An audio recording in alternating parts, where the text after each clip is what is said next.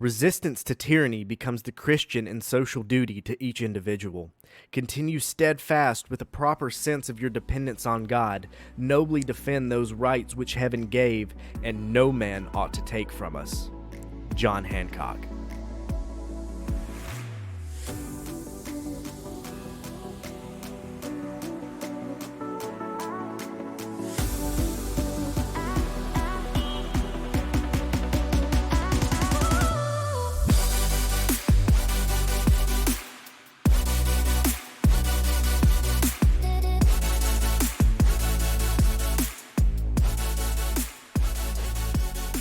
What's going on, everybody? My name is Logan, and welcome back to the Conservation Project, the podcast for the average Joe that still believes in life, liberty, and the pursuit of happiness, and that we are still one nation under God. I have some heavy topics to talk about today. I feel like most of the stuff we've been talking about lately has been heavy topics. Honestly, I'm okay with that. This is important stuff. This is stuff that needs to be discussed. This is stuff that needs to get out there. And of course, on days like today, when we have an event such as January 6th, and we're going to get all into that.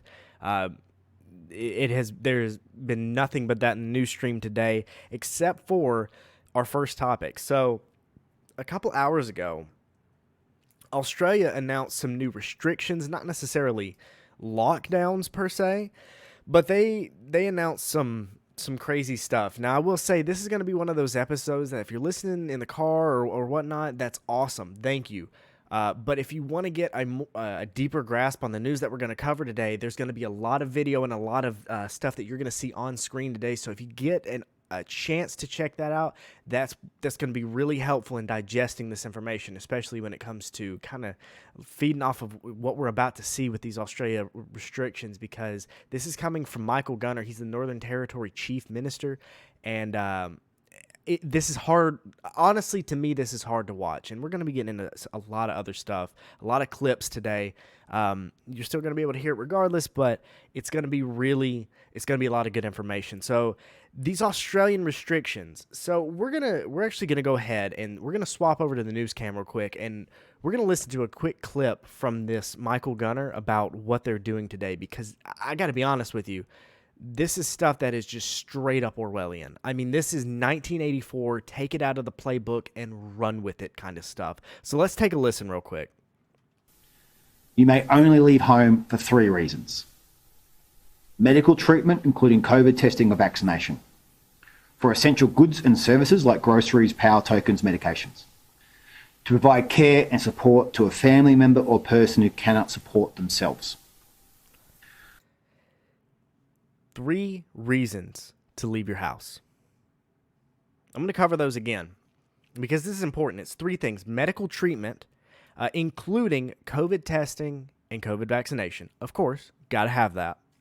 That's what they got to lead with. Number 2 is essential goods and services. So essentially, if you got to go get medicine, got to go get groceries, you're allowed to do that. Number 3 is to provide care for a family member who cannot care for themselves. Now, it's important to note here that at one point during this whole shebang, he actually says that all of this is null and void if you are traveling more than 30 kilometers from your house. So even though they are allowing you the right to do 3 things, you cannot do them. You void that right if you go outside of a 30-kilometer radius from your house. That is no joke. I'm not playing that clip. It comes right after this, just for the sake of not parsing too much of a long clip out. Just going to focus on the real important stuff. But on top of that, we do have this clip as well that comes from this, and this tells you everything you need to know. Sorry, there are only 3 reasons to leave the home now, not 5. Work is not a reason to leave the home for the unvaccinated. The Chief Health Officer has also determined that restriction of movement is critical right now, and that 1 hour of exercise for the next 4 days is not essential. Remember, these restrictions only apply to those who are not fully vaccinated. Only apply to those who are not fully vaccinated. I'm telling you, that is some incredibly Orwellian stuff. I recently started reading the Gulag Archipelago by Solzhenitsyn. I when I read things like that, it helps me put stuff like this in perspective. If you have not read that book and you have a strong stomach, I suggest that you do. Because I'm telling you, it really does. It does help to put this kind of stuff in perspective. It's a sober reminder of how bad things could actually be. And we have to be very sure, frankly, not to let this happen again. What happens when we give the kind of power that we see, like this man is just blatantly throwing out there, to openly dictate how people live their lives? Solzhenitsyn outlined his experience in the gulags, and it was a horrible life. I mean, it was a blatantly horrible life, and it is absolutely on us to make sure we don't see this again. And, it's days like this when I become a little disheartened because our focus is so out of whack. Our focus is just not there. Today, Kamala Harris and President Biden exemplified that. And it's a shame. It is a darn shame. And, it was about what I expected. If I'm being honest with you, it was about what I expected. But let's cut to this clip of DeSantis, because frankly, he hit the nail on the head. That if this is what you said it was, why are you not charging people? So I think it's going to end up being just a politicized Charlie Foxtrot today. I don't expect anything good to come out of anything that Pelosi and the gang are doing. I don't expect anything from the corporate press to be enlightening. I think it's going to be nauseating, quite frankly. He said, I think it's going to be nauseating. And, well, sure enough, he was he was spot on. He was absolutely spot on. And I think, as bad as Biden's speech was, and we'll get to that, as bad as Biden's speech was, Kamala Harris's was truly disgraceful. I mean, it was truly, it honestly upset me. I don't get actively upset over the things that our politicians say, because at this point, I just don't expect a lot when it comes to these two. But if you haven't heard, you absolutely must hear what Kamala Harris had to say today. Certain dates echo throughout history, including dates that instantly remind all who have lived through them where they were and what they were doing when our democracy came under assault. Dates that occupy not only a place on our calendars, but a place in our collective memory. December 7th, 1941, September 11th, 2001, and January 6th, 2021. I have watched this clip over and over and over today, because I kept thinking, man, I just wasn't hearing that right. But sure enough, she compared January 6th, 2021 to Pearl Harbor and 9/11. And to say I'm disheartened by seeing that it's a blatant understatement. She later said, and we're not going to watch all of this because it's nonsense. It's disdain. It's disgraceful and it's disrespectful. But she later said that January 6th indicated how fragile the American democracy truly is. She said, quote, "The violent assault that took place here, the very fact of how close we came to an election overturned, that reflects the fragility of democracy." One person died January 6th. Her name was Ashley Babbitt. She was in the U.S. Air Force for 12 years, 8 tours. She protected American bases in Afghanistan, Iraq, Kuwait, Qatar, United Arab Emirates, and Washington, D.C. as her last post. She was with the Air National Guard Unit Capitol Guardians in Washington, D.C.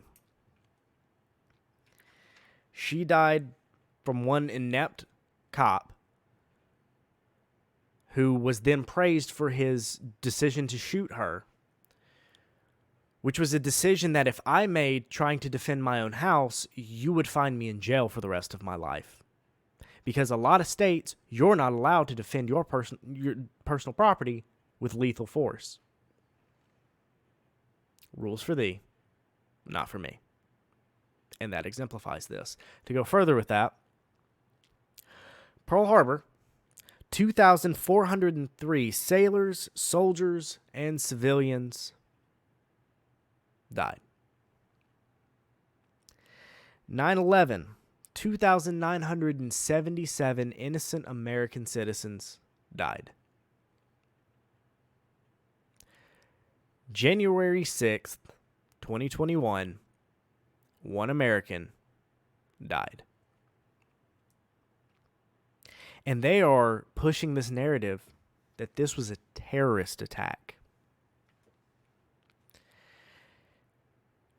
I've always been for protests. I don't care if I agree one way or another. I have never been for riots. I stand on that on every aspect. I'm not defending what happened on January 6th because the people broke the law. They should see what happens when you break the law. Ashley Babbitt didn't deserve to die. She may have been politically kind of nutso. She talked a lot about QAnon, satanic cults, all this kind of stuff. She didn't deserve to die. She deserved to see the justice system do its thing. George Floyd was not a good person. He beat women, pregnant women. He was a drug abuser and drug dealer. He didn't deserve to die. He deserved to see through the justice system. However, if we're going to call what happened on January 6th an insurrection, even though by definition it isn't, what about the BLM riots? Not protests, riots, where 25 Americans have been confirmed dead due to these, and over $5 billion of uninsured destruction has occurred.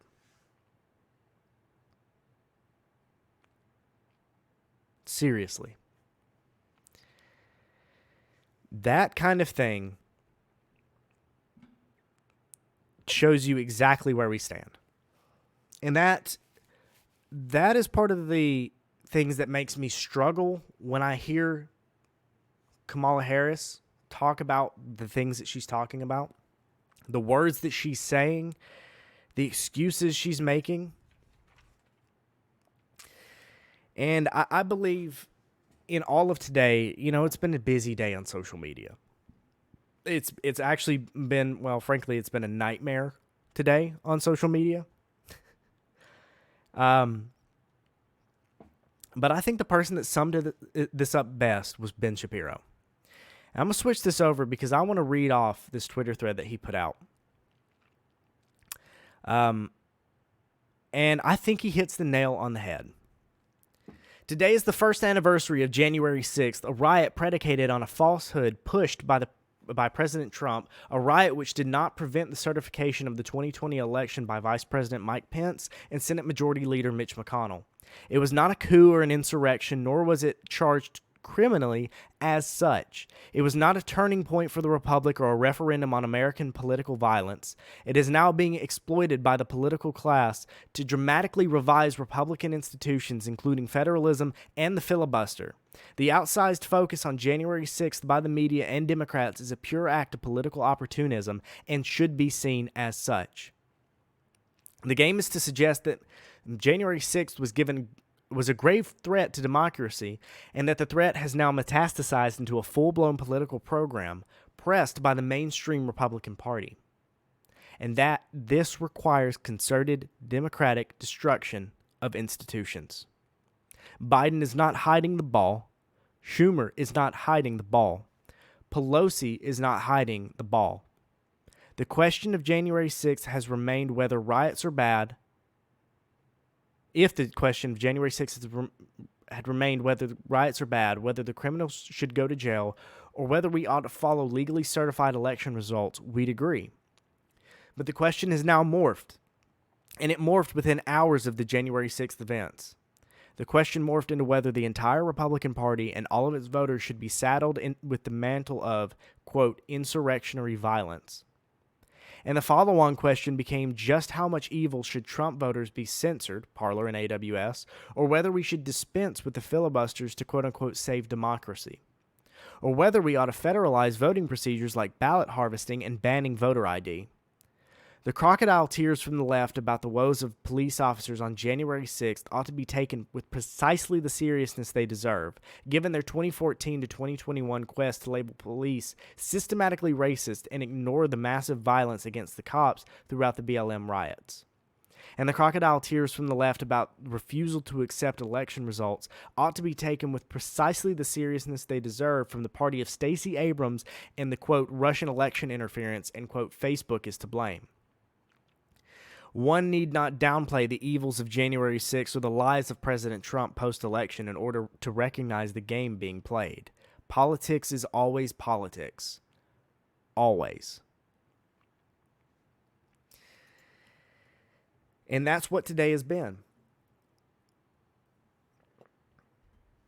And that hurts me to say, because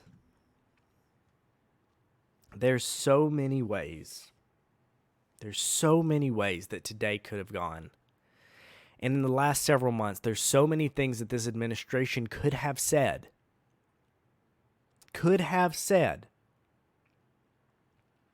help the American people, to take responsibility and earn respect. And it just doesn't happen. If we continue to look backwards, we will never be able to move forwards. And that has to be top down. Here's why I say this. Biden's speech today. It was a 24-minute address. And if you haven't seen it, you may think it was about the standard boilerplate that they've been throwing out about this being an insurrection or a terrorist attack. Or maybe he went the positive route and said, we've seen what's happened. We're going to take the reins. We're going to prosecute those who broke the law, and we're going to move forward, and we're going to rebuild and come back better than ever. I wouldn't have believed him. But my God, it would have been nice to hear some positivity come out of this man's mouth. Here's what happened instead. President Joe Biden spent 24 minutes ranting and raving about, quote, the former president. He did not call him Trump one time. He just said the former president.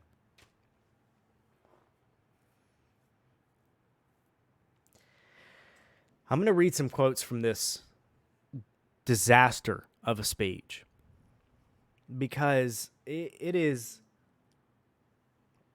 every time I think it can't get lower from the Biden administration, somehow, by God, he does it. Quote, here is the truth. The former president of the United States of America has created and spread a web of lies about the 2020 election. He's done so because he values power over principle, because he sees his own interests as more important than his country's interests and America's interests, and because his bruised ego matters more to him than our democracy or our Constitution. So let's speak plainly about what happened in 2020. Even before the first ballot was cast, the former president was preemptively sowing doubt about the election results.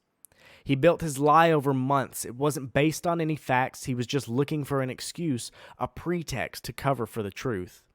He's not just a former president, he's a defeated former president, defeated by a margin of over 7 million of your votes in a full and free and fair election. And he goes on. He goes on to say there's simply zero proof the election results were inaccurate. And I am not here to take a stand on whether or not the 2020 elections were certifiably stolen, rigged, inaccurate. I'm not here to say any of that. I will say that if you have to, on the day of what you deem to be a national tragedy, instead of talking about that national tragedy, you spend 24 minutes complaining about the previous president because of election results, you don't have to keep telling people that you won. You're behind the podium and you're talking with the presidential seal. We know. Congratulations. Just because you keep forgetting doesn't mean the rest of us do. Some of us are still senile. Dear God, every time I listen to him talk, I feel like that's becoming less and less true. But if it's true, why that you did this fairly, why do you have to keep saying it? And why can't you just move forward?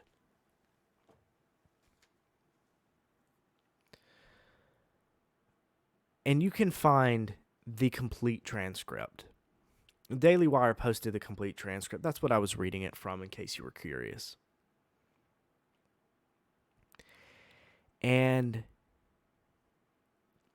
he just continues to sow seeds of doubt and fear.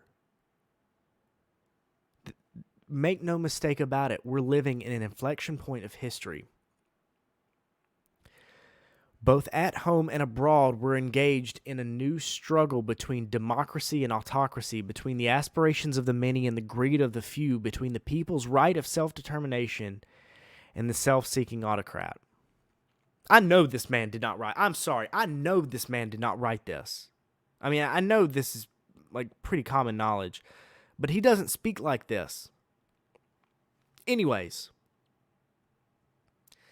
from China to Russia and beyond, they're betting that democracy's days are numbered. They've actually told me democracy is too slow, too bogged down by division to succeed in today's rapidly changing, complicated world. And they're betting America will become more like them and less like us. I'm skipping ahead. Our founding fathers, as imperfect as they were, set in motion an experiment that changed the world, literally changed the world.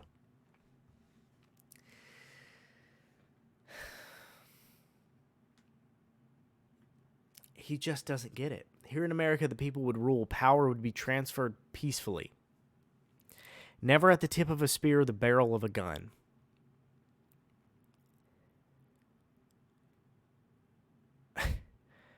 And they committed to paper an idea they couldn't live up to. They couldn't live up to, but an idea that would be constrained.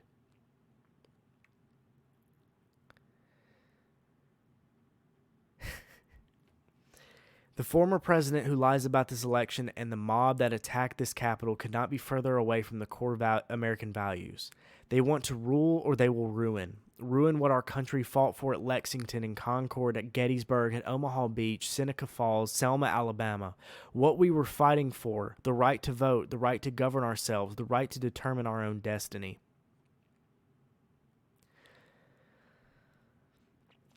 And with rights come responsibilities. The responsibility to see each other as neighbors. Maybe we disagree with that neighbor, but they're not an adversary. The responsibility to accept defeat and then get back in the arena and try again to make your case.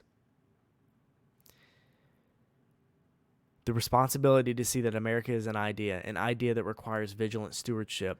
We stand here today, 1 year since January 6, 2021. The lies that drove the anger and madness we saw in this place, they have not abated. So we have to be firm, resolute, and unyielding in our offense to the right to vote and to have that vote counted. Some have already made the ultimate sacrifice in this sacred effort. And then he proceeds to, quote, honor the cops who shot and I have struggled today. I have struggled today in a way that I have not struggled politically in a long time. I heard today about how they are implementing a new, it's a new, how do they put it? A kill switch in cars now, and we're about to cover that.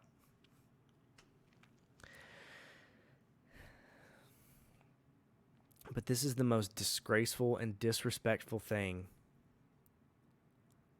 I have ever heard come out of the United States executive branch. And it is... He actually has the gall. In the fifth line from the bottom, he says, "This is not a land of kings or dictators or autocrats. We're a nation of laws, of order, not chaos, of peace, not violence." This is coming from the same people that actively went out of their way to incite violence in BLM riots. And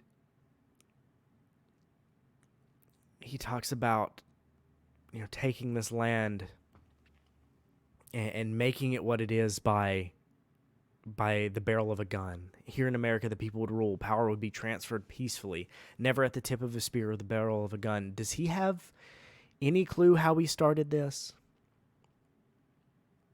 I mean, any clue whatsoever? Because, frankly, I don't think so. I don't. And it breaks my heart. But we can turn this around. It's all about that toxic positivity. I mean, this is the cards we've been handled. We've talked about this time and time again. How do we react? And take Build Back Better, or the infrastructure plan that's going back and forth right now. Socially, that is.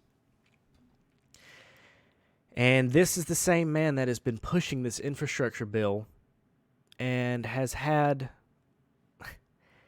unbelievably, has had Jen Psaki say this publicly, that they were expecting and hoping that not all of the details of the infrastructure bill would get out to the general public so that people would be deaf to the majority of the bill, so it would get passed and public opinion would not have a place in it. You can go find this. I don't have the heart to show this after everything that we've talked about today. I'm not gonna taint this anymore with people who hate America. But here's the kind of thing that she was talking about. This is a new law in the infrastructure bill that will install kill switches in all new cars. This is no joke. According to an article written by the former U.S. Representative Bob Barr, hidden away in the recently passed infrastructure bill is a measure to install vehicle kill switches into every new car, truck, and SUV sold in this country. Mind you, the regulation likely won't be enforced for about 5 years, so there might be time to do something about all of this. But the fact that this whole, what constitutes law-abiding and what doesn't, just changing consistently and rapidly, is detestable. Barr points out in that bill, which has been signed into law by President Biden, states that the kill switch, which is referred to as a safety device, must, quote, passively monitor the performance of a driver of a motor vehicle to accurately identify whether that driver may be impaired. In other words, they're just going to consistently, actively monitor how you drive. And if it recognizes what it has been programmed to recognize, and it sees that you're doing something against its programming, it will literally kill the car.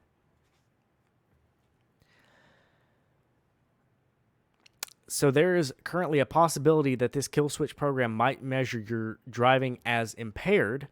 And then when you try to start up the car again, the engine won't start. This doesn't end. This safety system would be open, or in other words, there would be a back door. This would allow police or government authorities or whomever to access it whenever. This brings up the question of warrants. If they have the right, or they have the means to circumvent this system that you have been locked out of your own car with, do they need a warrant? Will they use a warrant? To say that this is a blatant invasion of privacy is it's a massive understatement. I mean, it is a massive understatement. And you can go onto thedailycaller.com, and former Representative Bob Barr has a full op-ed about this. And he breaks it down, and he does not pull punches. And I'm really glad that he's actually talking about this, because this is hard stuff. And I hate that today has been nothing but talking about heavy, tyrannical, just nightmare scenarios. And I've got more notes and stuff that I've written down about this, all this kind of stuff, and like the mass formation psychosis stuff that's going around. I'm sure we'll touch on that at some point. I don't feel like it's right to talk about that yet. It's starting to make its rounds, but if you haven't read on that, you need to read on that. But I've struggled today. To be vulnerable with you for a moment, I have struggled today. Today has been a difficult day watching all of this happen. But then I write these notes and find these Bible verses. And it's proof that it's bigger than us. Everything is bigger than us. And it's up to us to hold the line. So I'm going to leave you with this. A little bit of toxic positivity for you. 1 Thessalonians 5:16 through 18.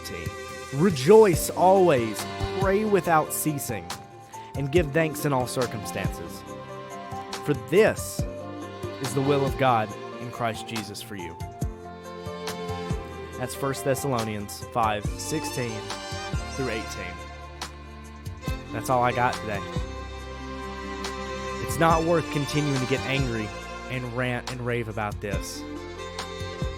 It takes discipline to move forward. And like I said before, if we keep looking backwards, we're never going to move forward. If our administration's not going to do it, it's up to us. But that's all I got.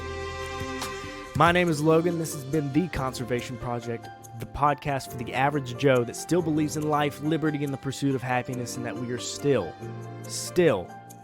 one nation under God. Thank you all.